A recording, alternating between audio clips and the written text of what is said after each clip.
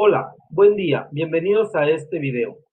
El día de hoy vamos a hablar sobre la modalidad explicativa. Hasta el día de hoy hemos trabajado los modos discursivos narrativo y argumentativo en textos, en lo que se representa e interpreta un hecho histórico. Sin embargo, no son estas las únicas modalidades que podemos encontrar. Es muy común que la explicación o modalidad explicativa también esté presente.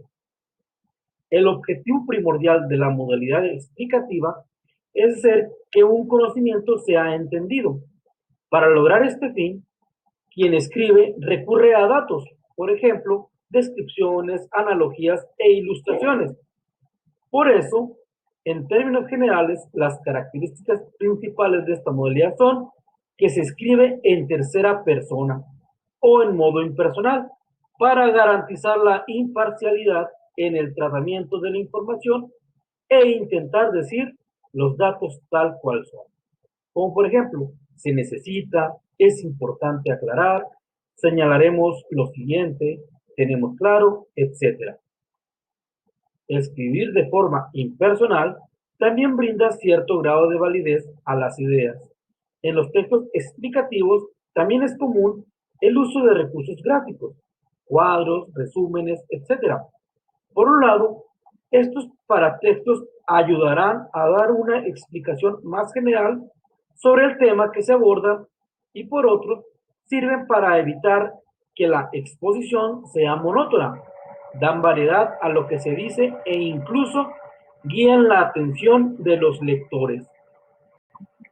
Bueno, a continuación hablaremos sobre la interdisciplinariedad, una herramienta en la representación e interpretación de un suceso histórico.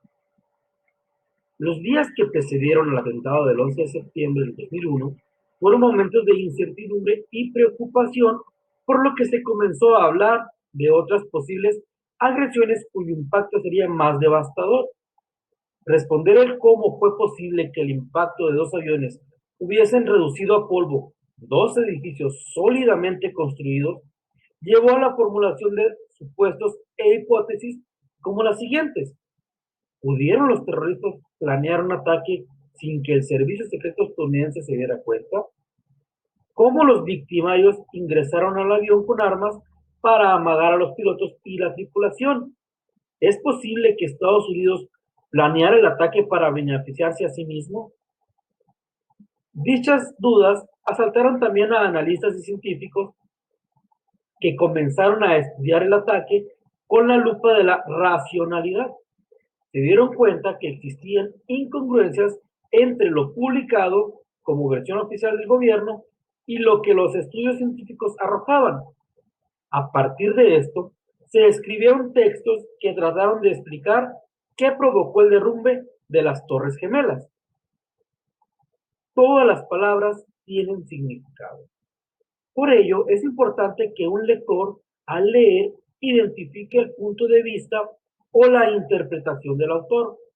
Ahora, si ustedes son quienes escriben, es primordial que al hacerlo usen las palabras con una intención que aclare o refuerce lo que queremos decir. En la escritura de textos explicativos se usan verbos en modo indicativo. ¿Qué quiere decir esto? Es decir, aquellos que denotan seguridad y se usan para afirmar. Este tipo de verbos son los que usamos cotidianamente como fueron, salvó, reconocieron, vivo, entre otros. Quien escribe textos explicativos utiliza un lenguaje o un vocabulario concreto y exacto. Así es muy común usar términos técnicos o científicos propios del tema que se aborda. Por ejemplo, grados centígrados, refuerzo del concreto, toneladas, etcétera. Todos aquellos tecnicismos. El uso de contrastes, oposiciones y relaciones causa-efecto le dan una secuencia lógica al texto y coayudan a la explicación. En los textos explicativos también es común el uso de recursos gráficos, cuadros, resúmenes, etc. Por un lado, estos paratextos ayudan a dar una explicación más general sobre el tema que se aborda. Y por otro, sirven para evitar que la exposición sea monótona. Dan variedad a lo que se dice e incluso guían la atención de los lectores. El término paratexto alude a lo que rodea o acompaña a un texto, es decir, a lo que está junto o al lado de él, pero es parte central del texto. Por ejemplo, claros de paratexto, ejemplos claros de paratexto son los icónicos, son las ilustraciones, los esquemas, las fotografías, el título, el prólogo, la tabla de contenido, entre otros, son paratextos verbales. Los paratextos funcionan como guía o primer contacto de lectura para un lector. Vamos a ver un ejemplo de lo que es la reputación. Primero vamos a ver lo que es una razón. La televisión es una caja tonta, donde la gente pierde muchas horas, aprende malas mañas y evade su realidad. Además, es adictiva. La reputación a esa razón sería, en la televisión hay diferentes canales y programaciones. Todo depende de lo que la gente decida ver. Si bien es cierto que hay canales con muy poca calidad de contenido, hay otros que ofrecen contenido altamente recomendable, ya sea de cultura, política, economía, etcétera. Ahora vamos a ver la redacción de la representación e interpretación de un suceso histórico. Hasta ahora hemos recorrido el largo camino del conocimiento. Quizás haya sido cansado, interesante o estresante. Sin embargo, lo que es un hecho es que ya analizamos cómo representar e interpretar un hecho histórico y estamos listos para dar nuestra propia representación e interpretación de un suceso histórico como el atentado del 11 de septiembre del 2001 a Estados Unidos de Norteamérica. Por ello, a partir de ahora, comenzamos la última etapa de nuestra unidad. Como sabemos, el proceso de escritura se realiza en diversas etapas: planear, redactar, revisar, reescribir. Habría que recordar que las acciones en la primera etapa se piensa qué se va a escribir, a quién y con qué propósito. Durante la etapa de la escritura se redacta o desarrollan las ideas en una página en blanco y bajo la guía o esquema planeado. En la tercera, la post-escritura, se revisa el texto para su corrección. En pocas palabras, se cuida para cumplir con las propiedades textuales. Se considera que un texto está bien escrito cuando cumple con convenciones académicas. Estas hacen que la redacción sea sencilla y clara y sobre todo comunique, pues de nada serviría que elaboráramos un texto que solo sea leído por nosotros, debido a que la escritura es también un acto de compartir. Las propiedades textuales que debe contener todo documento son las siguientes. Número uno, adecuación. El escrito debe tomar en cuenta el enunciatorio de manera que el léxico y los problemas abordados sean claros para que puedan ser entendidos. Es decir, siempre debemos tener presente a quién va a leer el texto, pues de eso dependerá el vocabulario que utilicemos. De tal manera que si vamos a escribir un cuento para niños, pues tenemos que usar un lenguaje que el niño puede entender. Pero si vamos a escribir un artículo de divulgación científica, pues debemos tener en cuenta que quien nos va a leer son científicos que usan un lenguaje mucho más elevado que un niño.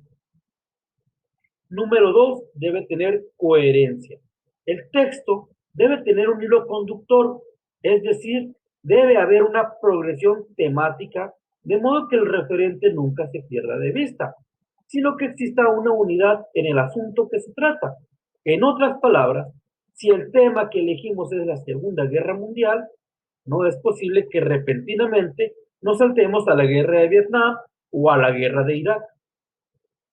Número 3, debe tener cohesión. Esta propiedad tiene que ver con la estructura y unidad del párrafo. Es así que debemos evitar que las palabras se repitan. Para ello es muy conveniente utilizar sinónimos. Por ejemplo, si vamos a hablar de los seres humanos, podemos ocupar palabras como individuo, hombre, persona, sujeto, humano, etcétera, pero nunca, y repito, nunca repetir términos. También podemos hacer uso de los pronombres. Son palabras como yo, tú, él, ella, nosotros, ustedes, ellos, este, esta, estos, estas, aquel, aquella, aquellas, esas, esos, y etcétera. También podemos hacer uso de los conectores. Estos le dan continuidad y lógica a las ideas.